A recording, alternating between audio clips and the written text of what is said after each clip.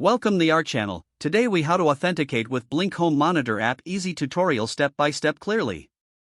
Open the Blink Home Monitor app on your device. If you don't have the app, download it from the App Store or Google Play. Once the app is open, tap on Login if you already have an account. If you're a new user, select Create Account to set up a new profile. Enter your email address in the designated field.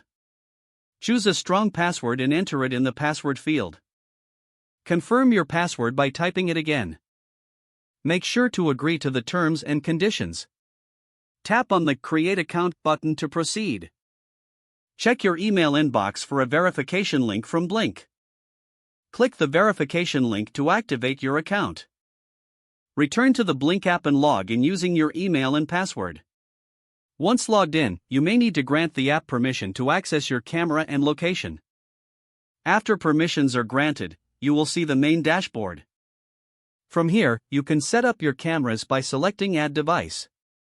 Follow the on-screen prompts to connect each camera to your Wi-Fi network. Once connected, the cameras will appear on your main dashboard. You can now access live feeds and adjust settings as needed. Explore the app to familiarize yourself with its features and functionalities. If the page does not load, refresh the browser or try again in a private or incognito window. Make sure you are using the correct email address, then retype it carefully to avoid small typos.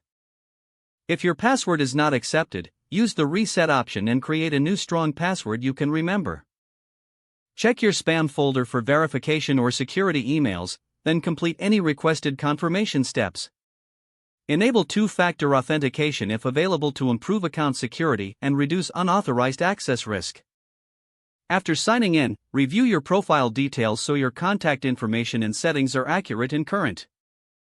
If you see an error message, note it down and try again after restarting your device and internet connection. Log out when you finish, especially on shared devices, to keep your account and payment information secure. If the page does not load, refresh the browser or try again in a private or incognito window. Make sure you are using the correct email address, then retype it carefully to avoid small typos.